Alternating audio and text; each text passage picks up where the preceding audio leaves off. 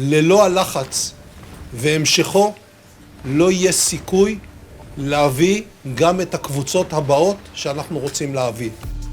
The hostage and ceasefire deal between Israel and Hamas has not even been implemented, and already warnings are flying that the war is not over yet. With Israel and Hamas confirming on November 22nd that they had finalized a deal for hostage release and temporary ceasefire, details have started emerging of what was happening behind the scenes for over a month and a half. One of the biggest points coming out now is that Hamas's offer had reached America and Israel by October 24, nearly a full month before the final deal was announced. Hamas had made the offer when Israel was preparing to invade the Gaza Strip on foot, according to news agency Reuters. When America discussed the offer with Israel, the Benjamin Netanyahu government did not agree, claiming that there was not enough information for a deal. Israel then continued to launch a ground attack in Gaza. This has led to the deaths of at least 70 Israeli soldiers so far. Here's a look at what happened before and after this significant event, which has finally led to the agreement to hold fire and freedom for dozens of hostages.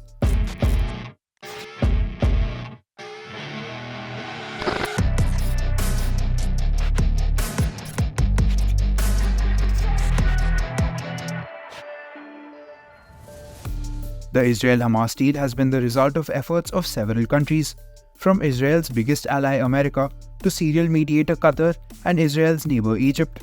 Here are the key people involved in the negotiations. From Israel, they were Prime Minister Benjamin Netanyahu and spy agency Mossad's chief David Barnea.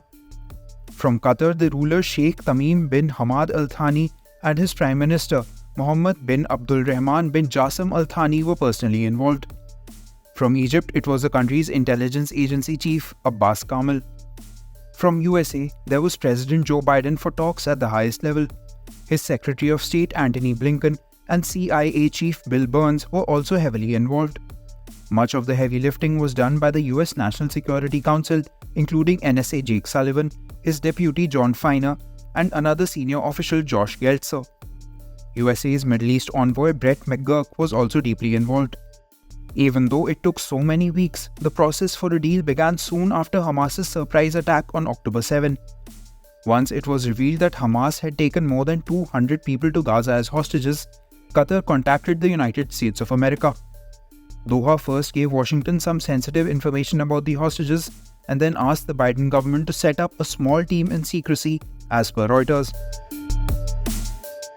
USA's Middle East envoy Brett McGurk and National Security Council official Josh Geltzer were asked to set up the team without telling many other American government agencies.